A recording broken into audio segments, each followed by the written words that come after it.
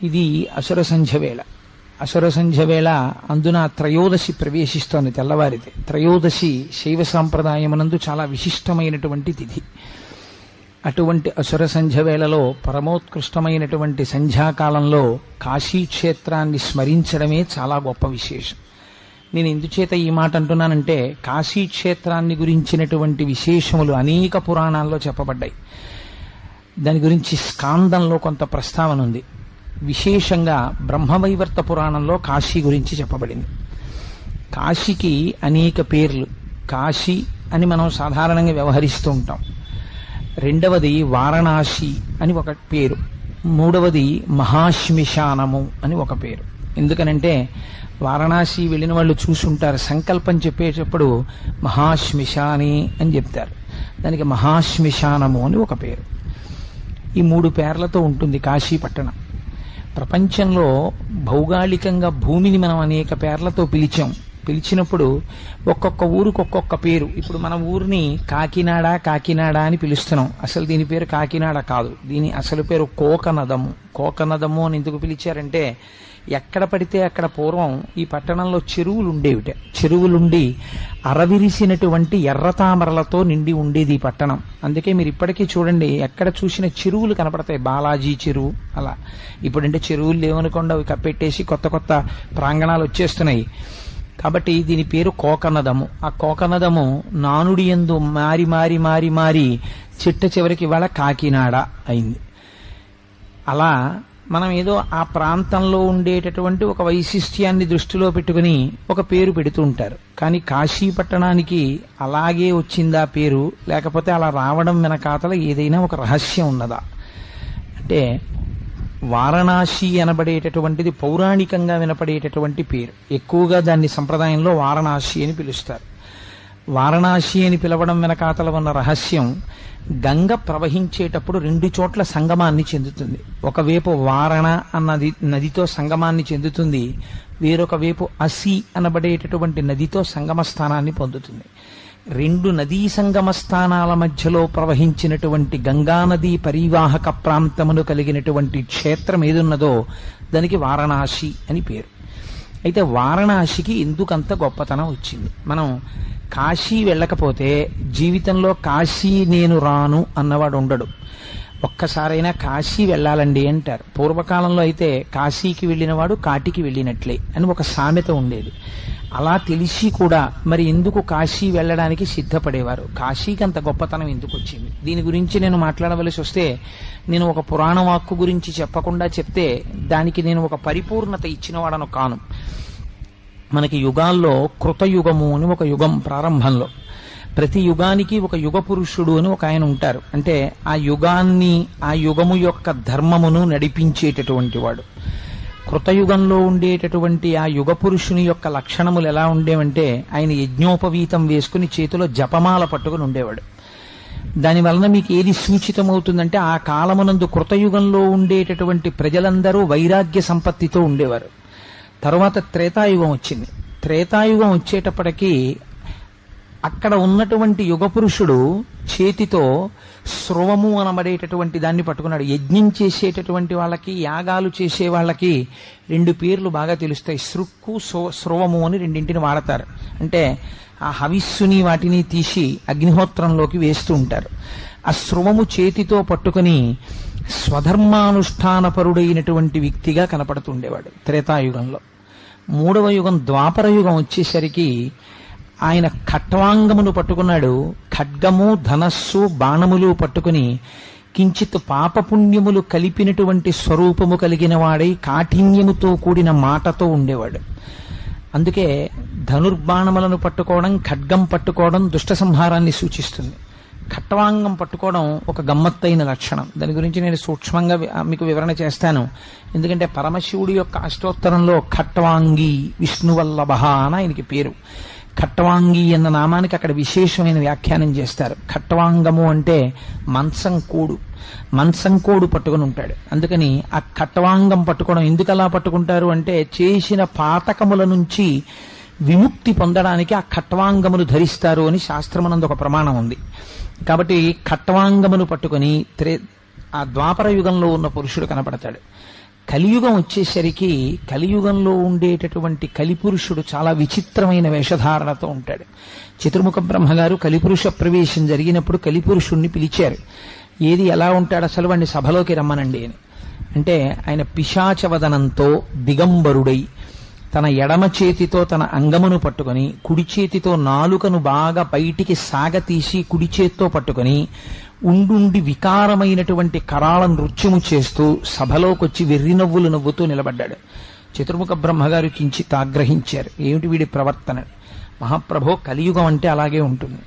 నేను లోకంలో ఉండేటటువంటి వాళ్ళందరినీ ఎలా పాడు చేస్తానంటే రెండింటి చేతనే పాడు చేస్తాను. ఒకటి కామసుఖమునందు విశృంఖలత్వము, దానికి ఇంకా వావివరసలు కానీ సమయాసమయములు కానీ ఇలా చూడవచ్చా అని కానీ ఇలా చూడకూడదా అని కానీ ఇలా మాట్లాడవచ్చా అని కానీ ఇలా మాట్లాడకూడదా అని కానీ ఉండదు. ఎప్పుడూ సంసార సుఖమే పరమ ప్రయోజనమని మాట్లాడేటట్టుగా ప్రజల్ని పాడు చేస్తాను. రెండవది రసేంద్రియమునందు లౌల్యమును కల్పిస్తాను. ఎటువంటి వాడు కూడా ఎప్పుడు తినడమే ప్రయోజనం, కడుపు కోసము తినడము శౌచము ఉండవు. తినడమే ప్రయోజనంగా తింటుంటారు, అస్తమానం తినడమే, ఏదో ఒకటి తింటూ ఉండడమే, ఆ తిండికి అర్థం ఉండదు. ఆనాడు వ్యాస భగవానుడు చెప్పినటువంటి మాటలు బ్రహ్మవైవర్త పురాణం చదివితే ఆశ్చర్యకరంగా ఉంటుంది. అభ్యంగన స్నానము అని చేస్తాం. అభ్యంగనం అంటే ఒంటికి నూనె రాసుకుని తలస్నానం చేస్తారు. అభ్యంగన స్నానం దేని గురించి చేస్తారు అంటే శరీరమునకు ఉన్నటువంటి పాపరాశిని ధ్వంసము చేసుకుని శౌచముతో కూడినటువంటి రీతిలో ఈశ్వరారాధనము చేసి వ్రతములు మొదలైనవి చేసేటప్పుడు పీటల మీద కూర్చునేటప్పుడు అభ్యంగనమాచరించాలని శాస్త్రం. కానీ రాబోయే కాలంలో స్త్రీ పురుషులు అభ్యంగన స్నానము బహువిధములవుతుంది. ఇళ్లల్లో రకరకాలైన అభ్యంగన స్నానం కేవలమును సౌందర్యవంతముగా ప్రకటించడానికి వాడతారు. ఆశ్చర్యం ఏమిటంటే క్షురకర్మ పురుషుడికి నిర్దేశింపబడింది. స్త్రీలు కూడా, కేశముల మాట నాకు తెలియదు కానీ ఏమో కనుబొమలని రకరకాలుగా స్త్రీలు కూడా క్షురకర్మ చేయించుకుంటారు. చేయించుకుని ఇటువంటి పాతక కృత్యము చేయవచ్చా? ఒక స్త్రీ తన కేశముల మీద ఒక క్షురకుడి యొక్క కత్తి పెట్టించుకోవచ్చా? అది ఎంతవరకు మంచి పని? అసలు అది సువాసినిత్వం అనిపించుకుంటుందా? అలా వేళావేళలు సమయాసమయములు లేకుండా అలా ప్రవర్తించవచ్చా? ఇవి ఉండవు కలియుగంలో. లేకుండా స్త్రీలు కూడా బహిరంగంగా తమ కేశములను సంస్కరింప చేసుకుని క్షురకర్మ చేసుకుని దేహ సౌందర్యమును ప్రకటించడమే పరమ ప్రయోజనం అన్నట్టుగా ప్రవర్తిస్తారు. ఇంకా నేను దాని గురించి ఎక్కువగా మాట్లాడితే కొంచెం కటువుగాను ఉంటుంది, చాలా మందికి సభలో బాధాకరంగా కూడా ఉండవచ్చు. అందుకని నేను ఎందుకు మాట్లాడాలి, కొద్దిగా మాట్లాడితే చాలు కదా, దాని గురించి మీరు తెలుసుకుని ఉంటారు. క్షేత్ర మహాత్యం చెప్పేటప్పుడు దాన్ని చెప్పకపోతే పరిపూర్ణత ఉండదు కాబట్టి దాన్ని స్పృశించడం. కాబట్టి ఇన్ని రకాలుగా సమాజము భ్రష్టమైపోతుంది. నేను పాడు చెయ్యడానికి మొట్టమొదట ఎవరిని పట్టుకుంటానో తెలుసా? ఎవడు భగవన్నామమును పట్టుకుంటాడో వాణ్ణే ముందు పాడు చేస్తాను. ఇందుచేత వాడు భగవన్నామం పట్టుకుని భగవంతుడి వైపుకి అడుగులేస్తాడేమోనని నాకు భయం. అందుకని అనేక రకములైన లౌల్యములను సృష్టించి వాణ్ణి కిందకి లాగేసే ప్రయత్నం చేస్తాను. ఊపిరాడనివ్వను. ఇంద్రియముల యొక్క లంపటంలో కొట్టుకునేటట్టు చేస్తాను కలియుగంలో అని ప్రతిజ్ఞ చేసి చతుర్ముఖ బ్రహ్మగారు అన్నారు, నీ యుగం ప్రారంభమైంది, నీ లక్షణం అది, కాబట్టి నువ్వు ప్రారంభం చెయ్యవచ్చు అంటే కలియుగం ప్రారంభమైంది. ఇటువంటి కలియుగం ప్రారంభమైనటువంటి సమయంలో దేవతలందరూ శ్రీ మహావిష్ణువుని ప్రార్థన చేశారు. మహానుభావుడు శ్రీమన్నారాయణుడు వారికి దర్శనమిచ్చారు. బ్రహ్మవైవర్త పురాణంలో ఒక ఆశ్చర్యకరమైన విషయాన్ని అడుగుతారు. అయ్యా, యుగాంతం అయిపోయినప్పుడు ఈ భూమి అంతా నీటి చేత కప్పబడిపోయింది. నీటి చేత కప్పబడిపోయినప్పటికీ భూమండలం మొత్తం మీద ఒకే ఒక ప్రాంతం మాత్రం బల్లపరుపుగా గొడుగు తేలినట్టు తేలుతూ కనపడింది. ఎంత నీరు వచ్చినా అది మాత్రం నీటిలో తడిసిపోలేదు, మునిగిపోలేదు. అది బల్లపరుపుగా పైకి తేలుతూనే ఉంది. దాని యొక్క యథార్థ స్వరూప దర్శనము చేయగోరినటువంటి వారు నమస్కరించి నిలబడితే అది వారికి పరంజ్యోతిగా దర్శనమిచ్చింది. ఆ ప్రాంతమేమి, ఆ క్షేత్రమేమి, అది ఏ భూమండలం, ఎందుకు అలా తేలింది? అది మాత్రం లయం అయిపోయినప్పుడు బ్రహ్మాండం అంతా నీటిలో అది లయం అవదా? దాని గురించి మాకు చెప్పవలసింది అని అడిగారు. అప్పుడు శ్రీ మహావిష్ణువు దేవతలందరికీ చెప్పారు. దానికే వారణాసి అని పేరు. యుగాలు వెళ్ళిపోతాయి, కానీ ఒక్క వారణాసి పట్టణం మాత్రం యుగాంతంలో కూడా నీటి యందు మునిగిపోకుండా అలా గొడుగు రూపంలో మండలాకారంగా బోర్లించిన గొడుగు ఎలా ఉంటుందో అలా నీటి మీద తేలి ఉంటుంది. ఆ క్షేత్రమునకు ఉన్నటువంటి వైభవం అటువంటిది. కాశీ సాక్షాత్తుగా మోక్షపురి. అందుకే కాశీ అన్న పేరు రావడానికి ఒక కారణం చెప్తారు. కాశితులు ఉన్న ప్రదేశము కనుక దానికి కాశీ అని పేరు. అనగా మీరు కాశీ పట్టణంలోకి ప్రవేశించిన తరువాత నాకు ఈ కోరిక తీరాలి అని మీరు అడగకూడదు. ఏ విధమైనటువంటి కోరిక ఉన్నవాడు కూడా కాశీ క్షేత్ర ప్రవేశము చేయరాదు. శాస్త్రం అలాగే మాట్లాడింది. అక్కడికి వెళ్ళి మాకు పిల్లలు పుట్టాలండి, లేకపోతే మాకు ఉద్యోగం రావాలండి, లేకపోతే మాకు ఈ కోరిక తీరాలండి, ఆ కోరికతో నీవు కాశీపట్టణ ప్రవేశము చేయరాదు. 2, కాశీపట్టణ ప్రవేశం చేసిన తరువాత అత్యంత నియమనిష్టలతో ప్రవర్తించగలిగితే మాత్రమే కాశీపట్టణ వాసం చెయ్యాలి. తప్ప నేను నియమనిష్టలు పాటించను, నేను ఎప్పుడూ 7 గంటలకి నిద్రలేస్తాను, 8 గంటలకి నిద్రలేస్తాను, నువ్వు కాశీపట్టణ ప్రవేశం చేయకూడదు. నువ్వు శాస్త్రధర్మాన్ని పాటించగలిగితేనే కాశీపట్టణంలో ప్రవేశించి అక్కడ వాసం ఉండాలి. ఎందుచేత అంటే అది కేవలము జ్ఞానులుండేటటువంటి ప్రదేశము. కాశీపట్టణంలో ప్రవేశించినటువంటి వాడు ఎంత అజ్ఞాని అయినప్పటికీ అతనికి ఉన్నటువంటి అజ్ఞానమే పాపరూపంలో ఉంటుంది. ఆ పాపరూపమైనటువంటి అజ్ఞానమును పోగొట్టి ఒక జ్యోతిగా భాషించి మీకున్నటువంటి పాపములను దహించగలిగినటువంటి గొప్ప క్షేత్రము ఈ భూమండలం మొత్తం మీద కాశీ. అంత వైభవోపేతమైన క్షేత్రం కనుక ఇక్కడ కేవలము జ్ఞానులు మాత్రమే దీనిలో ప్రవేశించి విశ్వనాథుణ్ణి సేవిస్తారు. అన్యులు దీని యందు ప్రవేశించడం కుదరదు. మా గురువు గారు నాతో ఒకసారి ఒక మాట చెప్పారు. కోటేశ్వరరావు, కాశీ వెళదామని చాలా మంది అనుకుంటారయ్యా, కానీ కాశీ వెళ్ళడం అనేటటువంటిది అంత తేలిక కాదు. కాశీ వెళదాం అనుకుని పొలిమేరల దాకా వెళ్ళలేక తిరిగి వచ్చేసినటువంటి వాళ్ళు నాకెందరో తెలుసు. కాశీలోకి వెళ్ళడం అంత తేలిక కాదయా. కాశీ వెళ్ళాలంటే ఈశ్వరానుగ్రహం ఉండాలి. ఎవరికి ఈశ్వరుడి అనుగ్రహం ఉంటుందో వాళ్ళు మాత్రమే కాశీపట్టణ ప్రవేశం చెయ్యగలరు. అందున కాశ్యాంతు మరణాన్ ముక్తి, కాశీలో మరణించినంత మాత్రం చేత ముక్తినిస్తానన్నారు పరమాత్మ. కాశీలో మరణిస్తే ముక్తి రావడం ఒకెత్తు. కాశీపట్టణం గురించి చాలా గొప్ప విశేషం ఏమిటో తెలుసా అండి? ప్రపంచంలో మీకు 3 రకములైనటువంటి ఫలితములనిచ్చేటట్టుగా ఉంటాయి క్షేత్రములన్నీ. ఒకటి, మీరు ఇహజన్మలో ఈ శరీరముతో ఇప్పుడు చేసినటువంటి పాపములను పోగొట్టగలిగినటువంటి శక్తి కలిగినవై క్షేత్రాలుంటాయి. ఉదాహరణకి వెంకటాచలమునందు స్వామి పుష్కరిణి. స్వామి పుష్కరిణిలో మీరు స్నానం చేశారనుకోండి, మీ పాపరాశి ధ్వంసమవుతుంది. కానీ స్నానం చేసేటప్పుడు కాకి స్నానం అని కాదు దాని ఉద్దేశ్యం. మీకు స్వామి పుష్కరిణి మీద అంత విశ్వాసముతో ఆ పుష్కరిణి స్నానం చేయాలి. స్వామి పుష్కరిణి స్నానం సద్గురో పాదసేవనం ఏకాదశి వ్రతంచాపి త్రయం అత్యంత దుర్లభం.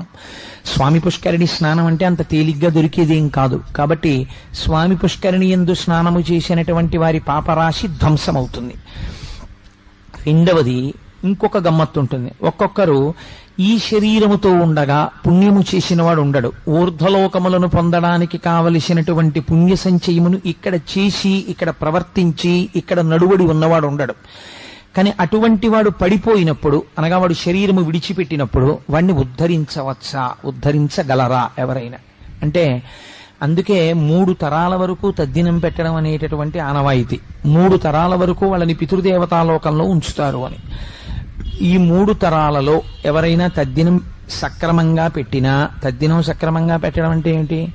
ఏడుస్తూ ఏదో తప్పదు, వాడో తండ్రో తల్లో ఏదో చచ్చిపోయారు మనం పెట్టాలి కదా అని పెట్టిన తద్దినం కాదు.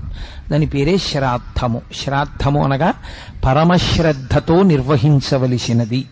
మార్కండేయ పురాణంలో దాని గురించి విస్తృతంగా మాట్లాడతారు. మీరు ఏది తింటారో అది పితృదేవతలకి పెట్టాలి. మీరు ఏది తిని వదిలిపెట్టారో, అనగా శేషము ఏది ఉందో ఇంట్లో, దాన్ని పితృదేవతలకి పెట్టకూడదు. ఓ కేజీ వంకాయలు ఇచ్చి మీరు 1/2 కేజీ వంకాయలు వండేసుకుని మిగిలిన 1/2 కేజీ వంకాయలు పితృదేవతలకు వాడకూడదు. మీరు ఆ రోజు తీసుకొచ్చి పితృదేవతలకు వాడాలి. కాబట్టి శ్రాద్ధమనగా శ్రద్ధతో నిర్వహించున్నది. శ్రాద్ధమును సక్రమముగా నిర్వహించి గయాక్షేత్రానికి వెళ్లి ఎవరైనా పిండ ప్రదానం చేస్తే అక్కడ శ్రీ మహావిష్ణువు యొక్క అనుగ్రహం చేత వాళ్ళు మోక్షమును పొందుతారు. కాబట్టి పుత్రుడు అని ఎప్పుడు అనిపించుకుంటాడు అని శాస్త్రం ఏందంటే, కేవలం తల్లిదండ్రులకు పుట్టినటువంటి ప్రతి కొడుకు కాడు. కొడుకులందరూ కొడుకులని మీరు అనుకుంటున్నారేమో, శాస్త్రం అంది కొడుకులందరూ కొడుకులనుకో కుస్మా. కొడుకులు 5 రకాలుగా ఉంటారు. కొడుకు పుట్టినప్పుడు మొట్టమొదటి పుట్టినటువంటి కొడుకు రుణపుత్రుడు. ఒక్కొక్కడు గత జన్మలలో మనం వాడి దగ్గర రుణం ఉండిపోతాం, లేదా వాడు మనకి రుణం ఉండిపోతాడు. ఏదో ఉండిపోయింది, వాడి మనకి తీర్చవలసింది, వీడి శరీరం వెళ్ళిపోయింది, వాడు రుణం తీర్చుకోవడానికి వస్తాడు. వచ్చి కొంతకాలం చాలా మంచిగా తండ్రిని సేవించి తండ్రి అడుగుజాడలలో నడుస్తూ ఉంటాడు. ఉండి అకస్మాత్తుగా శరీరాన్ని వదిలిపెట్టేస్తాడు. అందుకే రుణానుబంధ రూపేణ పశుపత్ని సుతాలయా, ఆ రుణపుత్రుడు అంటారు. రెండవ వాడు మిత్రపుత్రుడు. అది చాలా గమ్మత్తుగా ఉంటుంది. ఆయన ఎలా ఉంటాడంటే, స్నేహితుడు ఎలా ప్రవర్తిస్తాడో అలా ప్రవర్తిస్తాడు. అంటే సాధారణంగా ఎప్పుడో చిన్నప్పుడే వాడు ఎల్కేజీయో యూకేజీ నుంచే ట్రాన్స్ఫర్బుల్ జాబ్ బండి అని ఏ అమ్మమ్మ గారి దగ్గర లేకపోతే నాయనమ్మ తాతగారుల దగ్గర వాడు చదువుకుంటాడు. వాడికి తండ్రి గారిని చూస్తే ఒక స్నేహితుడి భావన, ఓ గౌరవంతో ఆయన నాన్నగారు బాగున్నారా అండి అంటాడు. అంతకుమించి పెద్ద ఆప్యాయత ఏమి ఉండదు. కాబట్టి మిత్రపుత్రుడు. మూడవ వాడు ఉంటాడు, వాడు సేవకపుత్రుడు. వాడిది చాలా గమ్మత్తుగా ఉంటుంది. వాడికి అక్షరం ముక్క రాదు, తండ్రిని ఉద్ధరించలేడు, ఓ రూపాయి సంపాదించలేడు, వాడు ఎందుకు పనికిరాడు. కానీ వాడికి ఉన్న గొప్పతనం ఏమిటో తెలుసా అండి? మీరు వెళ్ళే గేటు దగ్గర నించున్నారనుకోండి, వాడు కుర్చీ పట్టుకొట్టేస్తాడు. నాన్నగారండి కూర్చోండి నాన్నగారండి అంటాడు. పడుకున్నారనుకోండి, నాన్నగారండి మీ కాళ్ళు పడతానండి అంటాడు.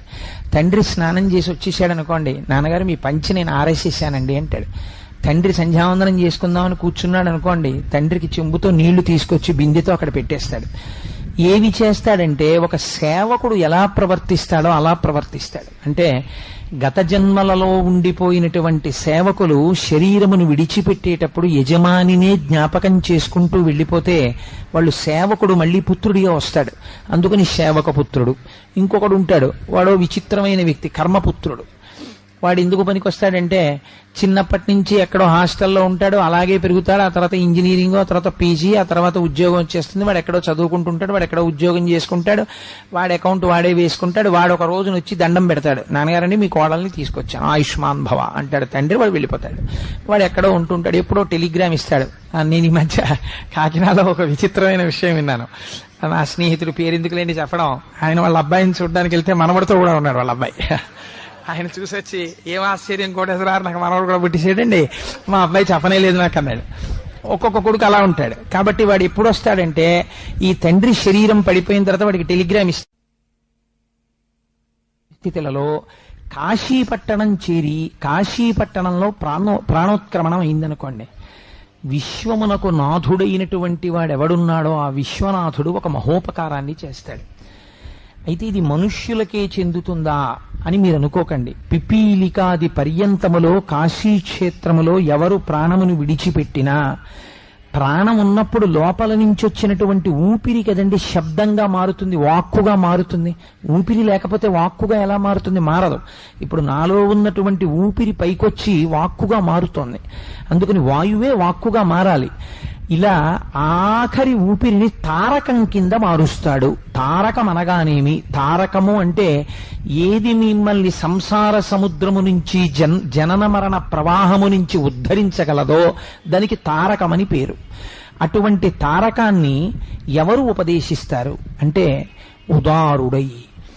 ఇంతటి ప్రయోజనాన్ని బహుశః ఏ రూపము చేయదు. అది చీమ, బొద్దింక, ఈగ, పామ, తేల, మనిష, పండితుడా, పామరుడా చూడకుండా ఆఖరి ఊపిరి విడిపోతున్నప్పుడు ఆ జీవి యొక్క కుడి చెవి దగ్గరికి వచ్చి తారకాన్ని చెప్పి వారి చేత చెప్పించి ప్రాణోత్క్రమణం అయిపోతుండగా తారకాన్ని పలికాడు. కాబట్టి వీణ్ణి యమదూతలు తీసుకెళ్లడానికి వీలు లేదని నిర్ధారించి వాణ్ణి కైలాసానికో విష్ణు సాయుధ్యానికో పంపించగలిగినటువంటి శక్తి కలిగిన వాడై అక్కడ విశ్వనాథుడై పరమశివుడు ఉంటాడు. ఇది పురాణ వాక్కైతే అలా నిజంగా జరుగుతుందా? అంత తేలిగ్గా ఇచ్చేస్తారండి. అది ఇజ్ ఇట్ సో ఈజీ? ఎంత పాపం చేసిన వాడైనా కాశీ వెళ్ళి చచ్చిపోతానంటే, కాశీ వెళ్ళి చచ్చిపోతే అంత అలా మోక్షం వచ్చేస్తుందా? అదంత తేలిక అని అనుమానం వచ్చింది. వస్తే రామకృష్ణ పరమహంస అంతర్ముఖులై ధ్యానం చేసి వారణాసి పట్టణ దర్శనం చేశారు. దర్శనం చేసి రామకృష్ణ పరమహంసకు అవసరం ఏముందండి? అబద్ధాలు ఆడుకోవలసిన అవసరం? మహాపురుషుడైన రామకృష్ణ పరమహంస నిర్ధారించాడు, నేను ధ్యానమునందు వారణాసి పట్టణమును చూస్తుండగా అనేక ముఖాలతో ఒంటి నుంచి విభూతి జల జల జల జల రాలుతుండగా స్ఫటికమణి ఎలా మెరిసిపోతుందో అటువంటి తెల్లటి మణిరూపంతో ప్రకాశించిపోతున్నటువంటి తేజోమూర్తి అయినటువంటి ఒక వ్యక్తి. చాలా మంది ఒక భావనతో ఉంటారు, శంకరుడు ఘోర రూపంతో ఉంటాడు, శివుణ్ణి చూడ్డం చాలా కష్టం అండి అనుకుంటూ ఉంటారు. మీకు నేను ఒక పరమరహస్యం చెప్తాను. అసలు ప్రపంచమునందు సౌందర్యం ఎక్కడుందంటే శివుడి యందే ఉంటుంది. ఎందుకనో తెలుసా అండి? లింగ పురాణం చెప్పింది శివుడి యొక్క సౌందర్యం గురించి. ఘృతరీతి ఘనీభూతం సచ్చిదానంద విగ్రహం అని చెప్పింది. నీతిని తీసుకొచ్చి రాశిగా పోసేస్తే నీతి ముద్ద ఎలా ఉంటుందో శంకరుడు అంత అందంగా ఉంటాడు. బేసి కన్నువాడు కదా, ఇక్కడ మూడో కన్ను ఉంటుంది కదా, ఎలా అందంగా ఉంటాడు అన్నారు. ఆయనకి శాంతరూపుడై దర్శనమిచ్చేటప్పుడు మూడవ కంటితో దర్శనమివ్వడు, అది పాలభాగమనందు ప్రకాశిస్తున్నటువంటి కుంకుమ బొట్టు రూపంలో ప్రకాశిస్తుందట. అందుకే రావణుడు అడుగుతాడు, కదా నిలింప నిర్ఝరీ నికుంజకోటరే వసన్ విముక్త దుర్మతి సదాశిరస్తమంజలిం వహన్ విముక్తలోలలోచనల్లలాటపాల లగ్నక శివేతి మంత్రముచ్చర సదాసుఖీ భవామ్యహం అంటాడు.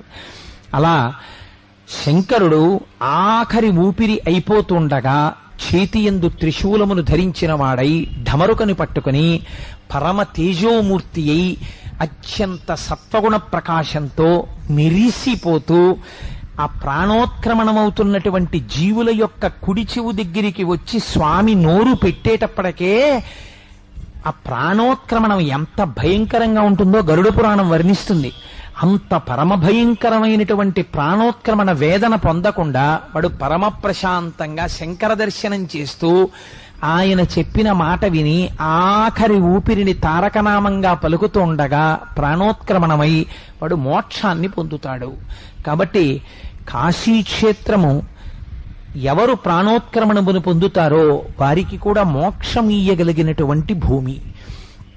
మరైతే అసలు ఐశ్వర్య స్థానం అక్కడ లేదా? కాశీపట్టణం వెళ్ళిన వాళ్ళకి మామూలుగా లౌకికమైనటువంటి కోరిక ఏదైనా ఉంటే ఆ కోరిక తీరే అవకాశము ఉండదా అంటే శాస్త్రం అంది, వారణాసి పట్టణ ప్రవేశం చేసినప్పుడు యథార్థమునకు తిన్నగా వెళ్లి విశ్వనాథ దర్శనం చెయ్యకూడదు. శివాలయంలోకి వెళ్లి మొట్టమొదట డుండి గణపతి అని ఉంటారు, చాలా పెద్ద స్వరూపం.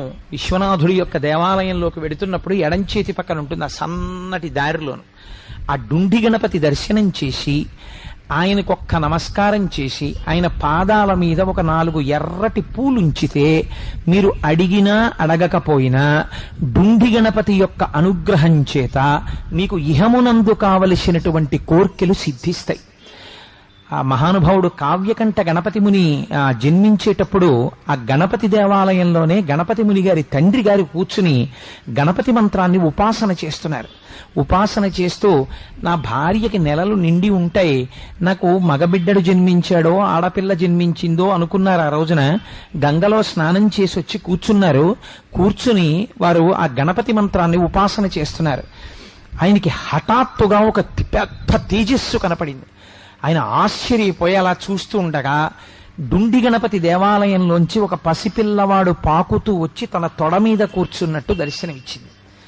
నాకు కొడుకు పుట్టాడు అని వారు బయలుదేరి, నాకు జాతాశౌచం ఉంది, నేను ఇంకా దేవాలయంలో కూర్చుని మంత్రోచ్చాటనం చేయకూడదని వారు బయలుదేరి తిరిగి వచ్చేసారు. కాలినడకన తిరిగి వచ్చి వారి ఊరు వెళ్ళారు. వెళ్ళి నాకు ఏ సంతానము దొరికినది అని అడిగారు. అడిగితే నీకు కొడుకు పుట్టాడు అన్నారు. అప్పుడే ఆయనకి గణపతి ముని అని పేరు పెట్టుకున్నారు. కొడుకు పుట్టడానికి కారణమైంది.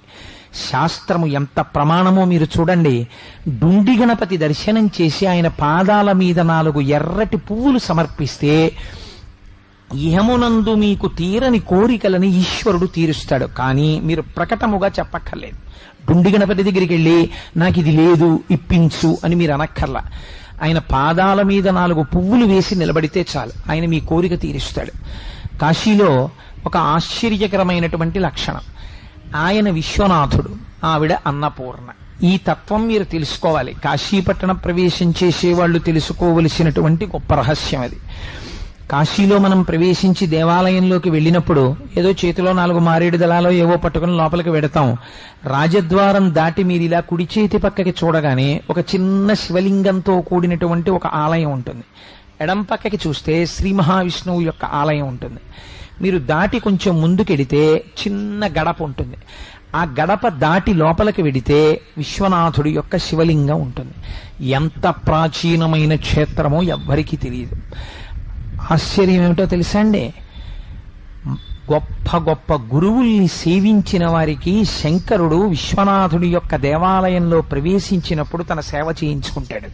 మీకు నేను ఒక రుజువు చూపిస్తాను. సూరి నాగమ్మ గారు మహాతల్లి భగవాన్ రమణులు శరీరంతో ఉన్నంత కాలం వారిని నమ్ముకుని వారిని సేవించి రమణులు శరీరం వదిలిపెట్టేసిన తర్వాత అయోమయం అయిపోయి గురువుగారు వెళ్ళిపోయిన తర్వాత ఇంకా అరుణాచలంలో ఉండలేక కాశీ వెళ్ళారు. కాశీ వెళ్లి విశ్వనాథుడి ఆలయం గడప దాటుతున్నారు. ఆవిడ దాటుతుంటే రాజద్వారం దగ్గర ఒక కేక వినపడింది, మీరెవరు అని. అడిగితే నన్ను నాగమ్మ అంటారు. ఎక్కడి నుంచి వచ్చారు? నేను తిరువణ్ణామలై నుంచి వచ్చాను. అక్కడ ఒక వ్యక్తి కుర్చీలో కూర్చుని ఉన్నాడు. అక్కడ ఉన్న వాళ్ళందరూ కూడా తోసుకోకుండా చూడడం కోసమని, పైగా స్వామి ఆభరణాలు అవి ఉన్నాయి అక్కడ. ఆయన అన్నాడు, మీరు తిరువణ్ణామలై నుంచి వచ్చారా, మీకు రమణులు తెలుసా అని అడిగాడు. అడిగితే రమణులని ఇంతకాలం సేవించాం అని. ఆయన లేచి అన్నాడు, రమణులను సేవించిన వారికి కాశీపట్టణం ప్రవేశించి విశ్వనాథుణ్ణి సేవించవలసిన అవసరం ఉందని నేను అనుకోవట్లేదు అన్నాడు. ఎంత మాట అన్నాడో చూడండి.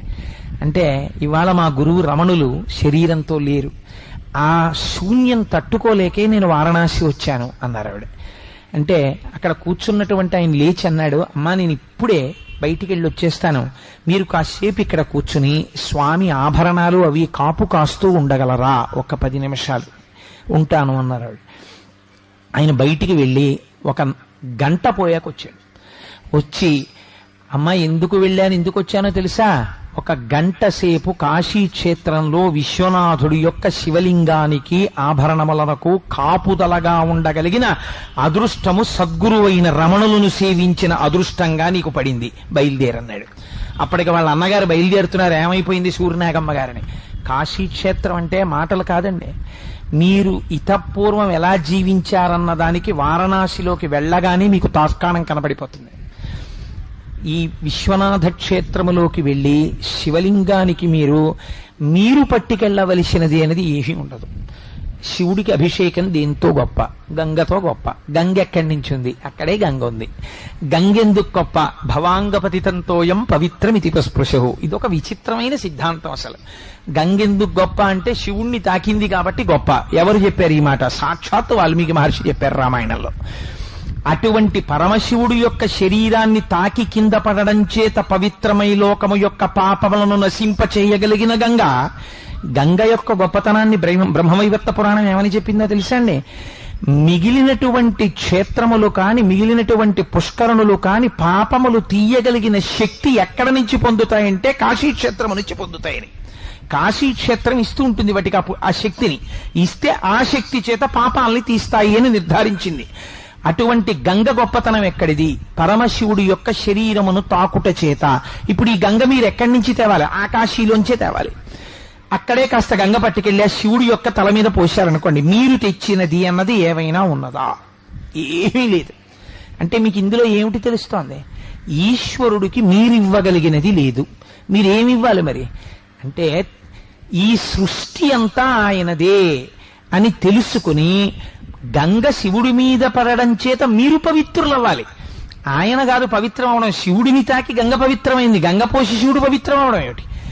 గంగ శివుడి మీద పోసి మీరు తెలుసుకోవాలి, ఈ సమస్త బ్రహ్మాండములు సమస్త ఐశ్వర్యములు వాడివైన ఐశ్వర్యాన్ని నాకు వాడిచ్చాడు, నన్ను ధన్యుణ్ణి చేశాడు అని మీరు తెలుసుకుని జ్ఞానమునందు నిలబడడం కాశీక్షేత్రంలో విశ్వనాథలింగము ముందు నిలబడము యొక్క రుజువు. అలా నిలబడగలగాలి. నిలబడి మీరిన్ని నీళ్లు పోశారనుకోండి చాలు, తృప్తి. ఇంకేం చెయ్యాలి? అభిషేకం ఇంకేం లేదు, ఇన్ని నీళ్లు పోసేస్తే చాలు. అందుకే కాశీక్షేత్రంలో ఒక గమ్మత్తు. జ్ఞానం ఆవిర్భవించేటప్పుడు దానికి ఏమైనా వెనకాతల ప్రీసపోజిషన్ ఉంటుందా? అంటే ఇది ఉండాలి, ఈ క్వాలిఫికేషన్ ఉంటే జ్ఞానం ఇస్తామని ఏమైనా ఉంటుందా? అంటే బిఏ సిలబస్ అంతా పాస్ అయి చదువుకున్న వాడికి బిఏ డిగ్రీ ఇచ్చినట్టు ఈశ్వరుడు జ్ఞానం ఇచ్చేటప్పుడు ఏమి చూస్తాడు అంటే, ఈశ్వరుడు జ్ఞానం ఇచ్చేటప్పుడు చూసేది ఏదో తెలుసా అండి? మీరు పొందేటటువంటి పరితాపం ఒక్కటే. ఈశ్వర, నాకేముందని నేను జ్ఞానం పొందగలను? నాకేమీ లేదు, కాబట్టి నువ్వే నాకు జ్ఞానమునిచ్చి నన్ను కటాక్షించు అని మీరు శరణాగతి చేసి వెళ్లి నిలబడితే ఆ కారణం చేత ఈశ్వరుడు మీకు జ్ఞానం ఇస్తాడు. ఆయన విశ్వనాథుడు కనుక ఇవ్వగలడు. అందుకే శౌచాశౌచ నియమం లేదు. ఎవరైనా విశ్వనాథుడి దగ్గరికి వెళ్ళి, ఆయన విశ్వనాథుడు, మీరు బిడ్డలు వెళ్ళి ఆయన మీద అభిషేకం చేసేస్తారు. చేసేసి ఆలయానికి ఎడం పక్క కొంచెం లోపలికి వెడితే ఒక మూల అన్నపూర్ణమ్మ తల్లి ఉంటుంది. చిత్రం ఏమిటో తెలుసా అండి? ఆవిడ ఇలా చేత్తో గరిట పట్టుకుని సిద్ధంగా ఉంటుంది. ఉభౌ దర్వీ కుంభౌ మణిగణక సంభావిత గుణౌ దధానా పాణిభ్యామృతరస మృష్ణాన్న కలితౌ అని లలితా సహస్రనామ స్తోత్రంలో అన్నదా అనొక నామం. అన్నమిచ్చేటటువంటి తల్లి ఆవిడే.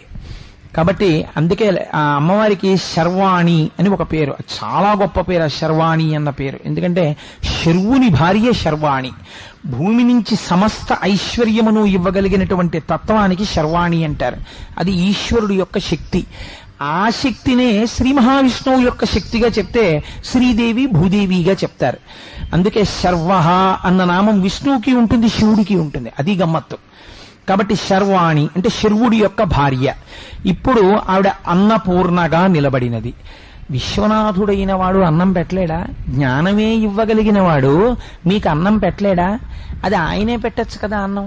అమ్మవారికి ఇవ్వడం ఎందుకు అన్నం పెట్టేటటువంటి శక్తిని? అంటే శంకరుడు అన్నపూర్ణాదేవిగా అమ్మవారిని నిలబెట్టడం వెనక అతల ఒక రహస్యం ఉంది. తండ్రి బిడ్డడి యొక్క ఆకలిని తెలుసుకోవచ్చు, తెలుసుకోకపోవచ్చు. ఎందుకనంటే ఇది సృష్టిలో మీకు అందరికీ తెలుసున్న రహస్యమే. తండ్రి సాధారణంగా ఏదో పనిలో ఉంటాడు, ఎవరో ఇంటికి వస్తారు, వాళ్ళతో ఏదో మాట్లాడుతుంటాడు, వాళ్ళు వెళ్ళిపోతారు, ఇంకోళ్ళు వస్తారు, వాళ్ళు వెళ్ళిపోతారు, ఇంకోళ్ళు వస్తారు, మాట్లాడుతుంటాడు. 9 అయిపోతుంది, 9:15 అయిపోతుంది. అమ్మా ఆకలేసేస్తోందమ్మా, ఆకలేసేస్తోందమ్మా అంటాడు పిల్లాడు. అమ్మకి తెలుసు. ఆవిడ నిశ్శబ్దంగా లోపలికెళ్ళి నువ్వు తినేసేయని గబగబా కంచంలో పెట్టి పిల్లాడికి పెట్టేస్తుంది. అదే తండ్రిని నమ్ముకున్నాడు అనుకోండి, వాడికి రాత్రి 10 అయినా అన్నం ఉండదు. ఎందుకని నేను ఒక యథార్థాన్ని మీకు ఆవిష్కరిస్తున్నాను. అమ్మకే ఉంది. అలా పోషించగలిగిన శక్తి అమ్మదే. పురుష స్వరూపంతో అటువంటి పోషణ జరగదు. పైగా శాస్త్రమనందు ఒక మర్యాద ఉంది. ఏమిటా మర్యాద అంటే, ప్రకృతిగా ఆవిడ పోషింపచేస్తుంది, ప్రకృతిగా ఆవిడ నిలబెడుతుంది. ప్రకృతిగా మీకు ఈ భూమి, వాయువు ఇవన్నీ అమ్మవారి తత్వంగా చెప్తాం. అందుచేత ఆవిడ మీకు అన్నమును పెట్టగలిగిన శక్తి. ఈ అన్నం పెట్టడం అంటే మీ చేతిలో పెట్టడం కాదు. అన్నం పెట్టడం, అన్నాన్ని పొందడం, అన్నాన్ని తినడం, తిన్న అన్నాన్ని జీర్ణం చేసుకోవడం, ఇవి చాలా అవసరమైనటువంటి విషయాలు. ఐశ్వర్యం ఎంతో ఉంది ఇంట్లో, బోలెడంత ఐశ్వర్యం ఉంది. కానీ ఈయన ఏమీ తినకూడదు. ఈయన ఏం తింటుంటాడంటే మందులు ఒకటే తింటుంటాడు. గ్లాసు నీళ్లు, మందులు, టాబ్లెట్లు ఇన్ని తింటాడు. ఇంత మజ్జిగో ఇంత జావో తాగుతాడు. ఎందుకనండి అన్నారు అనుకోండి, ఏది పడదు, ఏది తినకూడదు. ఇంట్లో ఉండవా? అన్నీ ఉంటాయి. అందుకే రుద్రాభిషేకం చేస్తే ఏమడుగుతారో తెలుసా అండి? ద్రాపేయం ధస్సస్పతే దరిద్రం నీలలోహిత. స్వామి, నీకు చేసినటువంటి ఈ అభిషేకం చేత ఉండడం కాదు, ఉన్న పదార్థాన్ని తిని జీర్ణం చేసుకోగలిగినటువంటి శక్తి కూడా మా యందు ఉండాలి. లేకపోతే ఇంటిలో ఉన్నదానికి లోపలికి వెళ్లేదానికి మధ్యలో ఒక అంతరం ఏర్పడిపోతుంది, అది లోపలికి వెళ్ళదు, అదొక దరిద్రమే. కనుక అలా ఉండాలి అంటే అన్నపూర్ణాతత్వమై అమ్మ పెడుతుంది. అమ్మ పెట్టింది అనుకోండి, మనకి ఒక చిన్న ఆభిజాత్యం వస్తుంది. నా అంతటి వాణ్ణి నేను, ఇంత గొప్పవాణ్ణి, ఇంతటి రాజాధిరాజుని, ఇంత పాండిత్యం ఉన్నవాణ్ణి, ఇంత ఐశ్వర్యం ఉన్నవాణ్ణి, బొత్తిగా ఒక ఆడదాని ముందుకెళ్ళి అమ్మా భవతి భిక్షాందేహి, అమ్మ అన్నం పెట్టమ్మా అని చేయి చాపడమా అని చిన్న కినుక వస్తుందేమో ఎవరికైనానని ఒరే అమ్మ దగ్గరికి వెళ్ళి అన్నం అడగడానికి అమ్మ అన్నం పెట్టమ్మా అని అడగడం జీవితంలో వరం రా, అలా అడగడానికి నువ్వు సంకోచించవలసిన పని లేదని మనకి మార్గదర్శకత్వం చెయ్యడానికి విశ్వనాథుడు భిక్షాపాత్ర పట్టుకుని ఆది భిక్షువై తాని ముందు నించున్నాడు. ఆయనే నించుంటే నించోడానికి నీకేం బాధ, నువ్వు నించోవచ్చు వెనకాలని. అందుకని ఆయన ఆది భిక్షువై నిలబడ్డాడు. అందుకే ఆ అద్భుతమైనటువంటి అన్నపూర్ణాష్టకం చేస్తారు. నిత్యానందకరీ వరాభయకరీ సౌందర్య రత్నాకరీ అని. అందులో కాశీపురాధీశ్వరి భిక్షాందేహి కృపావలంబనకరీ మాతా అన్నపూర్ణేశ్వరి అని. ఆ భిక్ష ఎటువంటి భిక్షో తెలుసా అండి? భిక్ష అంటే మీరు కేవలం అన్నం భిక్ష కింద వేయడం అనుకుంటారేమో, పొరపాటది. పోతన గారు భాగవతంలో ఒక శ్లోకం చెప్తారు. భిక్షాపాత్రికనిచ్చెను యక్షేషుడు వామననకు అక్షయమనుచు సాక్షాత్కరించి పెట్టెను భిక్షుడకు భవాని పూర్ణ భిక్ష నరేంద్ర అన్నారు. మర్యాద తెలుసున్న వాళ్ళు అలాగే మాట్లాడతారు. ఎంత అందంగా మాట్లాడారో తెలుసండి. ఆవిడ పూర్ణ భిక్ష పెట్టగలదు. పూర్ణ భిక్ష అంటే ఏమిటో తెలుసండి? ఇహమునందు ఈ శరీరానికి తినేయడమే ప్రయోజనంగా తినేయడానికి కాదు, తినడం దేని కొరకు తినడం పూర్తి చేశారు శంకర భగవత్పాదులు. ఏం కావాలో తెలుసా అమ్మా నాకు? జ్ఞాన వైరాగ్య సిద్ధ్యర్థం భిక్షాం దేహి చ పార్వతి మోక్షద్వార కవాటపాటనకరీ కాశీపురాధీశ్వరి భిక్షాం దేహి కృపావలంబనకరీ మాతా అన్నపూర్ణేశ్వరి. నిజంగా అష్టకం మనసుని కుదిపేస్తుంది. అలా ఉంటుంది. ఆవిడ మోక్షద్వార కవాటమును తీస్తుంది. ఎలా తీస్తుందో తెలుసా అండి? ఇదే అన్నపూర్ణమ్మ యొక్క తత్వాన్ని అర్థం చేసుకుని మీరు ఒక్క 2 నిమిషాలు అక్కడ కూర్చుని ధ్యానం చెయ్యాలి. తల్లి దగ్గర ఒక గొప్ప గుణం ఉంటుంది. ఆవిడ ఏం చేస్తుందంటే అలిపు ఆ చేతిలో ఒక పెద్ద మధుపాత్ర పట్టుకుంటుంది. అంటే తేనెతో ఉంటుంది ఆ పాత్ర. దాని మీద సీతాకోక చిలుకలు ఎగురుతుంటాయి. ఒక చేత్తో గరిటె పట్టుకుంటుంది. ఇది 2 రకాలుగా వర్తిస్తుంది. లేదా మీరు పాయసాన్నం అని పిలవచ్చు, దోషమేం లేదు. ఇందులో రహస్యం ఏమిటో తెలుసా అండి? ఈ చేత్తో పట్టుకున్నటువంటి మణిమయమైన బంగారు పాత్ర, ఈ చేతితో పట్టుకున్న తెడ్డు. ఇందులో కొంతమంది ఏమడుగుతారంటే అన్నపూర్ణమ్మ దగ్గరికి వెళ్ళి అమ్మ నాకెప్పుడు అన్నానికి లోటు రాకూడదమ్మా, అమ్మ నాకెప్పుడు అమ్మ దగ్గరికి వెళ్ళి అమ్మ నాకు అన్నానికి లోటు రాకుండా అన్నం పెట్టమ్మా అని అడిగినటువంటి వాడు అడగడం చేత కాని వాడంటాను నేను. అమ్మని అడగడం ఏమిటండి? అమ్మ నా కడుపు నిండా అన్నం పెట్టని. నీ కడుపు నిండా సృష్టిలో పెట్టిన వ్యక్తి ఎవరైనా ఉంటే అమ్మ ఒక్కతే, భార్యకి కూడా స్థానం లేదు. నిర్దాక్షిణ్యం ఆ విషయంలో. ఆ తీర్పు చెప్పడానికి నేనేం భయపడను. భార్యకి కూడా ఏదో ఒకనాడు అలకొచ్చి అన్నం పెట్టేటప్పుడు కోపంతో వెళ్ళిపోవచ్చేమో, కానీ పిల్లాన్ని కొట్టవలసి వచ్చినా అన్నం తిన్న తర్వాత కొడదాం, కొట్టి అన్నాన్ని కూర్చోబెడితే కడుపు నిండా తినడేమోనని కొట్టడాన్ని కోపాన్ని వాయిదా వేసుకుని కడుపు నిండా నింపగలిగినటువంటి ఔదార్యమూర్తి సృష్టిలో అమ్మ ఒక్కతే. అటువంటి అమ్మ అన్నపూర్ణమ్మ దగ్గరికి వెళ్ళి నువ్వు అన్నం అడగడం ఎందుకు? నువ్వు వెళ్ళి ఇలా అంటే చాలు, ఆ అమ్మ నీకు పెట్టేస్తుంది. ఏం కావాలో నువ్వు అడగక్కర్లేదు. నువ్వు అడగవలసింది వేరొకటి ఉంది, అది తెలుసుకోవాలి ఆ తత్వాన్ని. చేతిలో అమ్మ స్వర్ణభాండాన్ని పట్టుకుంది, స్వర్ణపాత్ర పట్టుకుంది. దీని రహస్యం ఏమిటో తెలుసా అండి? దాని మీద సీతాకోక చిలుకలు తిరుగుతున్నాయి. ఏమిటి సీతాకోక చిలుకలు? సీతాకోక చిలుకని సంస్కృతంలో షట్పదం అని పిలుస్తారు. షట్పదం అంటే 6 కాళ్ళున్నది. ఈ 6 కాళ్లే పంచేంద్రియములు, ఒక మనస్సు. మీరు దీన్ని బాగా జ్ఞాపకం పెట్టుకోండి. మీరు ఎప్పుడైనా కాశీ వెడితే మీరు ఆ తత్వాన్ని అనుభవించవచ్చు. ఈ పంచేంద్రియములు ఏం చేస్తాయంటే ఎప్పుడు లోకమునందు తిరుగుతుంటాయి. ఇంద్రియముల యొక్క సుఖాన్ని కోరుకుంటాయి. కలిపురుషుడి యొక్క ప్రేరణ అది. ఇప్పుడు అమ్మవారి అనుగ్రహం కలిగిందనుకోండి, ఆవిడ ఏం చేస్తుందో తెలుసా అండి? మామూలుగా అన్నం పెట్టి ఇంద్రియాల్ని పోషించడం కాదు. శంకర భగవత్పాదుల్లా వెళ్ళి అడిగిన వాళ్ళు ఉంటారు. వాళ్ళు ఏమడిగారు? వాళ్ళు మామూలుగా అడగలేదు. అమ్మా నువ్వు మోక్షద్వార కవాటమును ఇలా తీయగలవు. ఆ గొళ్ళెం పెట్టేసింది. ఈ గొళ్ళెం ఎవరు పడితే వాళ్ళు తీయలేరు. ఆఫీసర్ గారి రూమ్ కి వెడితే ఓ 2 చిన్న అడ్డతలుపులు ఇలా వేసి ఉన్నాయి, ఓ కట్టెని వేళ్లాడుతోంది. ఇంతోటి అడ్డతలుపులు మనం తీసేసి ఈ కట్టెని తీసుకుని లోపలికి వెళ్ళలేమేంటి? కానీ మీ బేసిక్ కన్నా 4 బేసిక్లు తక్కువ ఉన్నటువంటి మెసెంజర్ ఒకడు ఉంటాడు అక్కడ, వాడే తీయగలడు. ఎందుకు తీయగలడు అంటే అది పొజిషన్ వాల్యూ. ఆయన అక్కడ ఆ పొజిషన్ లో ఉన్నాడు, ఆయనే తీయగలడు. అమ్మవారికి ఉన్న గొప్పతనం ఏమిటో తెలుసా అండి?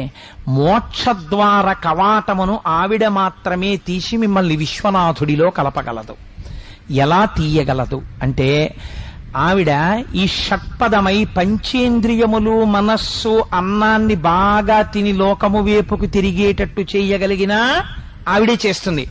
మాయామానుష రూపంతో ఉంటుంది అమ్మవారు. అందుకే సుందరకాండలో ఒకే సీతమ్మ రావణాసుడు కోలా కనపడింది, హనుమకి ఒకలా కనపడింది. అదే అమ్మవారు అనుగ్రహించింది అనుకోండి. అమ్మ జ్ఞాన వైరాగ్య సిద్ధ్యర్థం భిక్షాం దేహి చ పార్వతి. ఇది మా స్వామి జగద్గురువులు శంకర భగవత్పాదులు ఈ జాతికి పెట్టిన భిక్ష. రేపు వీడికి చదువుకోవడం వచ్చో రాదో అన్నపూర్ణమ్మ దగ్గరికి వెడితే నేను రాసిద్దాం వీడు చదువుకుంటాడని మహానుభావుడు స్తోత్రం చేశాడు. ఆయన కర్మ ఆయనకి లేక నడువడి నేర్పారు. అక్కడికి వెళ్లి అడగాలి, అమ్మ నాకేమిస్తావో తెలుసా? అన్నంతో పాటు జ్ఞాన వైరాగ్య సిద్ధ్యర్థం, నాకు జ్ఞాన వైరాగ్యములను కూడా అయ్యి అనుభవించిన సుఖము సుఖము కాదు, నేను ఈశ్వరుణ్ణి చేరుకోవాలన్న జ్ఞానాన్ని నాకు ఈ సుఖము సుఖము కాదని వైరాగ్య సంపత్తిని. వైరాగ్యం అంటే చాలా మంది అనుకుంటారు ఇంద్రియాలని అరికట్టడం వైరాగ్యం అనుకుంటారు. ఇంద్రియాన్ని అరికట్టడం వైరాగ్యం కాదండి. నేను మీకు ఒక ఉదాహరణ చెప్తాను. అంతకన్నా నేను నీచమైన ఉపమానం చెప్తే సభాముఖంగా బాగుండదు. ఒక వేసవికాలం ఉందనుకోండి, మీ ముందు ఒక గ్లాసుడు మజ్జిగ తీసుకొచ్చి అక్కడ పెట్టి చల్లటి ఒక శీతల పానీయాన్ని తీసుకొచ్చి అక్కడ పెట్టారనుకోండి, మీరు ప్రయత్నపూర్వకంగా ఆ శీతల పానీయం వంక చూసి ఏదో మనసు చంపుకుని తాగకుండా ఎలాగో అలా నిగ్రహించుకుని దాన్ని వదిలిపెట్టడం కాదు, దాన్ని చూసి ఇది నా ఆరోగ్యమునకు భంగమును చేస్తుంది, పైకి చల్లగా కనపడుతుంది కానీ ఇది ఆరోగ్య భంగము, కాబట్టి నేను దీన్ని స్వీకరించాను అని గ్లాసులో ఉన్న మజ్జిగని ప్రీతితో మీరు సేవించి అటువైపు ఉన్నటువంటి కూల్ డ్రింక్ సీసా వంక చూసి కూడా మీ మనస్సు అయ్యో నేను తాగలేకపోయానే అని ఏడవకుండా ఉండగలిగితే దానికి వైరాగ్యమని పేరు. ఇంద్రియములు చెలించకూడదు, ఇంద్రియాన్ని నిగ్రహించడం కాదు. ఎప్పుడు వస్తుంది అది? నీ భావన చేత వస్తుంది. ఇదే కన్నుదోయికి అన్యకాంతలడ్డంబైన మాతృభావన చేసి మరలువాడు. మన శాస్త్రం ఎంత గొప్పదో తెలుసా అండి? విరుగుడు చెప్తుంది పరద్రవ్యాణిలోష్టవత్. నీకు అస్తమానం ఇంకోళ్ళ డబ్బు తీసుకుందాం అనిపిస్తోంది, ఎలా మార్చుకుంటావు మనస్సుని? దాన్ని రాయనుకో. రాయి తీసుకొచ్చి జేబులో పెట్టుకుని ఇంటికి పట్టుకెడతావు. నాకెందుకు ఈ రాళ్ళు రప్పలు, నాకు అక్కర్లేదను. రాయిగా చూడు. మాతృవత్ పరదారాణి, వీరొకరి భార్య కనబడితే అమ్మా అని, మా అమ్మ మా తల్లి అన్నపూర్ణం ఇవాళ నా ఎదట ఇలా సాక్షాత్కరించింది అని మనసులో భావన చేయి. ఇంద్రియాలు అరికట్టబడతాయి. ఇంద్రియముల యందు చలనము లేని స్థితిలో మనస్సు నిలబడితే దానికి వైరాగ్యం అని పేరు. అమ్మ నాకు అది కావాలి. జ్ఞాన వైరాగ్య సిద్ధ్యర్థం భిక్షాం దేహి చ పార్వతి. ఇలా అడిగిన వాళ్ళకి ఏమిస్తుందో తెలుసా అండి? అన్నాన్ని శరీరం నిలబెట్టుకోవడానికి ఇచ్చి ఇంట్లో దరిద్రం లేకుండా చేసి ఇప్పుడు భక్తి అనబడే అమృతాన్ని కూడా వడ్డిస్తుంది. ఇప్పుడు ఈ భక్తి ఎవరి పాదాలు చేరుస్తుంది? విశ్వనాథుడి పాదాల దగ్గరికి చేరుస్తుంది. అమ్మ అనుగ్రహం ఉన్నవాడు అయ్య దగ్గరికి చేరిపోతాడు. అందుకని మోక్షద్వారకవాట పాలనకరి కాశీపురాధీశ్వరి భిక్షాం దేహి కృపావలంబనకరి మాతాన్నపూర్ణేశ్వరి. ఇప్పుడు ఈ 5 ఇంద్రియాలు మనస్సు ఈశ్వరుడి సేవ యందు ఉత్సాహాన్ని పొందుతాయి. అప్పా వెళ్ళాలి, చెయ్యాలి చెయ్యాలి చెయ్యాలి చెయ్యాలని తాపత్రయపడతాడు. ఆ తాపత్రయం, ఆ ఉత్సాహం లేకపోతే అది ఎప్పుడు లౌకికమైన విషయాల వైపు తిరుగుతుంది. మూడవది విశాలాక్షి. కాశీపట్టణంలో ఉన్న అమ్మవారి పేరేమిటండి? విశాలాక్షి. మీరు వెళ్ళి విశాలాక్షి దేవాలయాన్ని మీరందరూ చూసే ఉంటారు, చూడని వాళ్ళు ఎవరు ఉండరు ఇక్కడ. విశాలాక్షి దేవాలయానికి వెళ్ళి మీరు అమ్మవారిని చూశారనుకోండి, ఎంత ఉంటుందండి అమ్మవారు? నా అంత విగ్రహం కూడా ఉండదు, చిన్న మూర్తి ఉంటుంది. ఆ చిన్న మూర్తికి ఎంతంత కళ్ళు ఉంటాయి? ఇంతంత కళ్ళు ఉంటాయి. మరి ఇంకేమిటి విశాలాక్షి? పోనీ ఏదో పెద్ద పెద్ద కళ్ళతో పెద్ద మూర్తి వారాహిలో ఉంటుందా అంటే అలా ఏం ఉండదు ఆవిడ. మరి ఎందుకు ఆవిడ్ని విశాలాక్షి అని పిలుస్తారు అంటే, ఆవిడ్ని విశాలాక్షి అని పిలవడం కాదు, విశాలాక్షి దేవాలయములోనికి వెళ్ళినటువంటి వాడు చేయవలసినటువంటి భావన చెప్తోంది పురాణం. ఏమిటది అంటే, దృశాద్రాఘీయస్యాదరదలిత నీలోత్పల రుచా దవీయాంసం దీనం స్నపయ కృపయా మమపి శివే అంటారు శంకర భగవత్పాదులు. కంపారిజన్ డిగ్రీ చూసుకోవాలి. ఈ బ్రహ్మాండములన్నీ ఎంతవరకు ఉన్నాయని మీరు అనుకుంటున్నారో అంతకన్నా కొంచెం ఎక్కువ దూరం చూడగలిగినంత విశాలమైనటువంటి దృష్టి ఉన్నటువంటి తల్లి కాబట్టి ఆవిడ విశాలాక్షి. ఇప్పుడు మీరు కాశీ వెళ్ళి అమ్మవారికి నమస్కారం చేసి, అమ్మా నేను ఎక్కడున్నా ఈ కళ్ళమ్మా నన్ను చూసి రక్షిస్తున్నాయి, ఒకనాడు ప్రమాదంలో పడవలసిన వాణ్ణి గభాలన ఈ కళ్ళే చూసి నా యందు ప్రచోదనం చేసి అటెళ్లకో అనిపించి ఇటెళ్లేటట్టు చేసి 2 నిమిషాలు ఇలా వెళ్ళేటప్పటికి పెద్ద చప్పుడై ఏమిటని ఆగితే అక్కడ పెద్ద యాక్సిడెంట్. ఎలా తప్పింది నాకు యాక్సిడెంట్? విశాలాక్షి కళ్ళల్లో పెట్టుకు చూసుకుంటుందండి అంటారు. కళ్ళల్లో పెట్టుకు చూసుకోవడం అంటే ఎవరు విశాలాక్షి అమ్మవారి దగ్గరికి వెళ్ళి నమస్కరించారో వారిని అమ్మవారు ఇప్పుడు కనురెప్ప వెయ్యదు కదండి. ఎందుకంటే విన్మేష నిమిషోత్పన్న విపన్న భువనావళి అని పేరు ఆవిడికి. కనురెప్ప పడింది అనుకోండి లయం అయిపోతుంది. అందుకని ఆవిడ ఎప్పుడు కళ్ళు తెరిచి ఇలా చూస్తూ ఉంటుంది. ఎంత దూరం చూస్తుంది? ఈ బ్రహ్మాండాలు ఎంతవరకు ఉన్నాయని మీరు అనుకుంటున్నారో అంతకన్నా ఎక్కువ దూరం ఆవిడ చూస్తుంటుంది. ఇప్పుడు మీకు రక్షణకి లోటు ఎక్కడుంది? కాబట్టి దీన్ని న్యాసము అంటారంటే మీ రక్షణ భారమును విశాలాక్షి దగ్గర విడిచిపెట్టాలి. అమ్మా నీ దగ్గరికి వచ్చాను, నీకు నమస్కరించాను, నువ్వు విశాలాక్షివమ్మా, నేను ఎక్కడున్నా నువ్వు నన్ను చూడగలవు, ఇంకా నాకు బెంగే ఉందమ్మా, నేను హాయిగా సంతోషంగా బయలుదేరుతున్నాను. అమ్మా నేను ఎప్పుడైనా పొరపాటు చేసేటట్టుగా నా మనస్సు ప్రవర్తిస్తే వెంటనే నా మనస్సుని సరిదిద్ది ఎవరి రూపంలోనో వచ్చి నా మనస్సు భ్రంశమును పొందకుండా నన్ను కాపాడు స్మా తల్లి. ఇది మీరు అడగవలసింది విశాలాక్షిని. మీ మనస్సు సంస్కార బలాన్ని పెంచుకోవడానికి కావలసిన రక్షణ మీరు అడగాలి. అడిగి తిరిగి వస్తే విశాలాక్షి దర్శనం. కాశీక్షేత్రమునందున్నటువంటి మహోత్కృష్టమైనటువంటి లింగస్వరూపం వేరొకటి ఉంది. ఎక్కడితో తెలుసా అండి ఆ లింగస్వరూపం? వీరు విశ్వనాథుని యొక్క దేవాలయ సందర్శనం చేసి బయటికి వచ్చి తిరిగి వస్తున్నప్పుడు ఎడంచేతి పక్కన అన్నపూర్ణమ్మ దేవాలయము అని ఒక దేవాలయం ఉంటుంది. ఆ దేవాలయం లోపలికి మీరు వెళ్ళగానే కుడి చేతి పక్కకి తిరిగితే కోణంలో కొంచెం లోపలికి ఒక శివలింగం ఉంటుంది. శ్రీచక్రేశ్వరుడు అంటారు. చాలా మంది అసలు ఆ శివలింగం దగ్గరికి వెళ్ళరు. ఒక్క మారేడు దళం కాదు కదా, ఒక పువ్వు కూడా వేయరు. ఒకవేళ వెళ్ళినా మంచిదే, తెలియకుండా వేసినా మంచిదే. చాలా మంది నేను చూశాను వారణాసి క్షేత్రంలో అసలు ఆ శ్రీచక్రేశ్వరుడి దగ్గరికి వెళ్ళరు. కానీ ఆ శివలింగం ఎందుకు వచ్చిందో తెలుసా అండి? అసలు ఆ శ్రీచక్రేశ్వరుడు ఎంత శక్తివంతుడో చెప్తే మీరు ఆశ్చర్యపోతారు. భాస్కరరాయల వారిని వారు లలితా సహస్రనామ స్తోత్రానికి భాష్యం చేశారు. వారు భాష్యం చేస్తున్నప్పుడు మహాచతుషష్ఠి కోటి యోగిని గణసేవిత అని ఒక నామం అమ్మవారికి. అంటే 64 కోట్ల మంది దేవతల చేత ఆవిడ సేవింపబడుతుంది.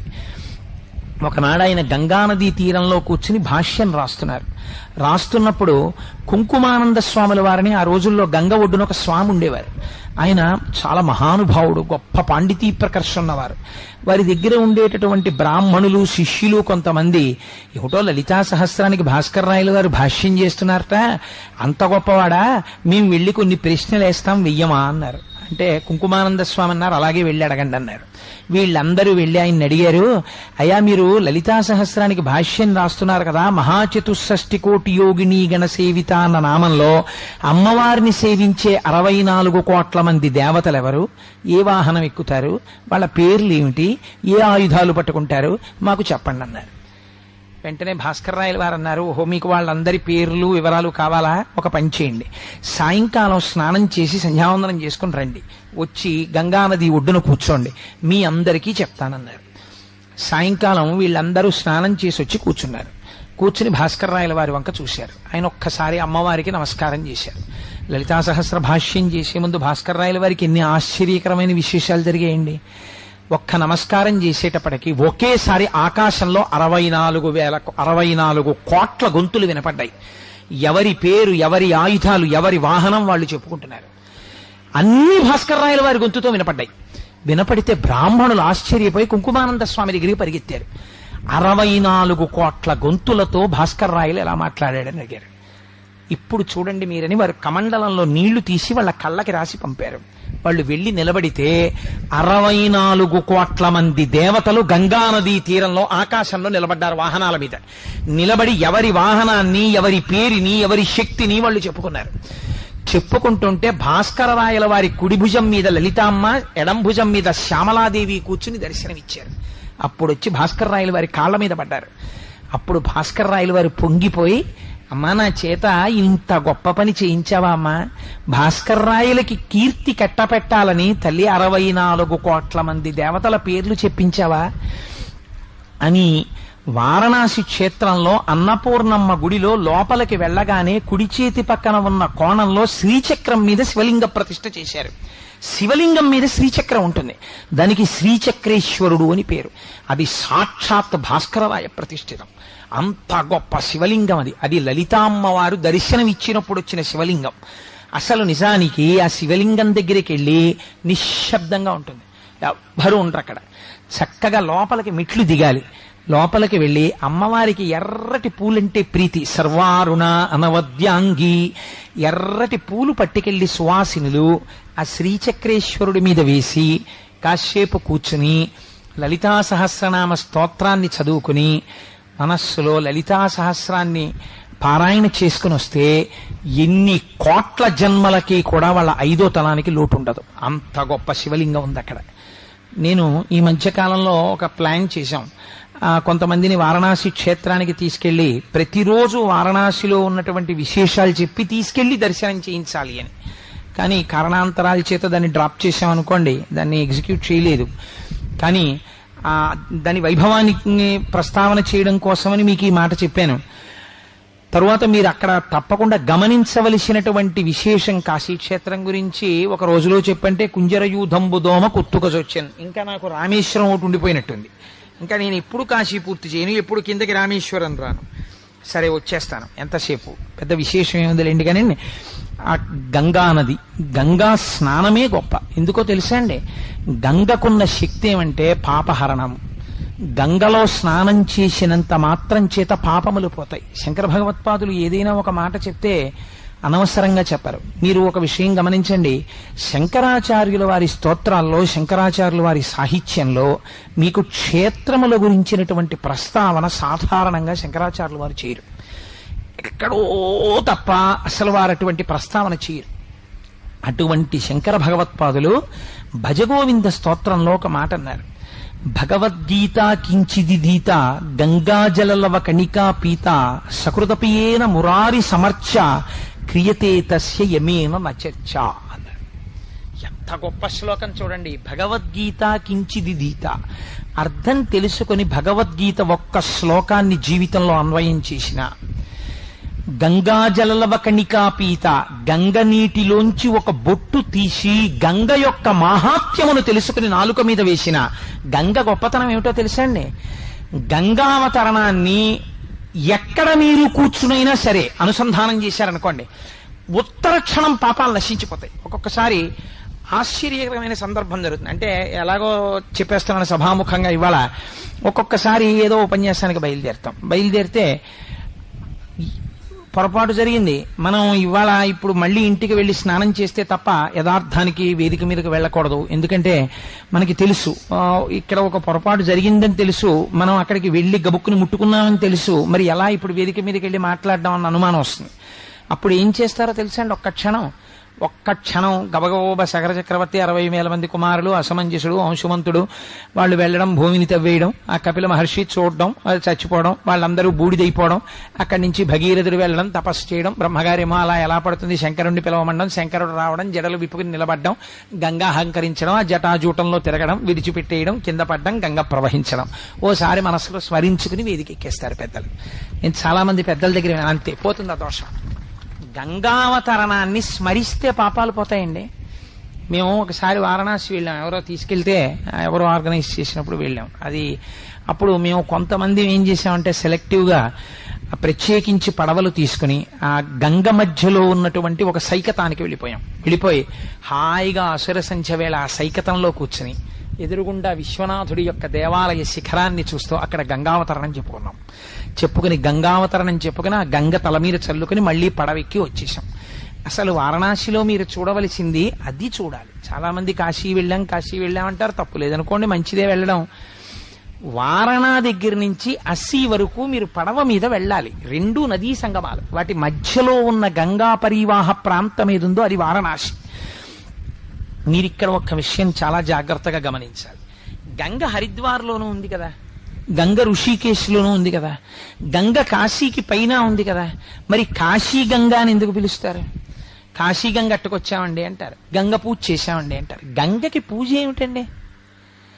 గంగని తలుచుకుంటే, గంగని స్మరిస్తే గంగ హారతి అని గంగకి పూజ చేసేస్తుంటారు సాయంకాలం అక్కడ. మళ్ళీ మీరు వచ్చి గంగకి పూజ ఎందుకు? అసలు ఎందుకు గంగకి పూజ చేయడం? గంగ పరమ పవిత్రం, అందులో స్నానం చేస్తే మీ పాపాలు తీసేస్తోంది. అటువంటి గంగమ్మ తల్లికి మళ్ళీ వచ్చి మీరు పూజ చేయడం, ఏదో తీసుకురావడం, లేకపోతే కాశీ చెంబండి, కాశీ గంగండి అంటుంటారు. కాశీ గంగ ఏమిటి? హరిద్వార్లో గంగ తీసుకురాకూడదా? హరిద్వార్లో గంగ తీసుకొస్తే కాశీ గంగ కన్నా పవిత్రత తక్కువ? లేకపోతే ఋషికేశ్లో గంగ నేను తీసుకొస్తే కాశీ గంగ కాదండి ఋషికేశ్ గంగ అన్నాను అనుకోండి, అబ్బాయి ఈ గంగ తక్కువ పవిత్రం అండి, కాశీ గంగ ఎక్కువ పవిత్రం అని మీరు అనగలరా? గంగే కదా. మరి కాశీ గంగ అంటారు ఎందుకు? కాశీ గంగని ఎందుకంటారో మీరు తెలుసుకోవాలి. తెలుసుకుంటే మీరు కాశీ గంగ అవుతారు. అది విచిత్రం. కాశీ గంగ అని ఎందుకంటారో తెలుసా అండి? గంగ అప్పటి వరకు దక్షిణ దిక్కుకు ప్రవహిస్తుంది.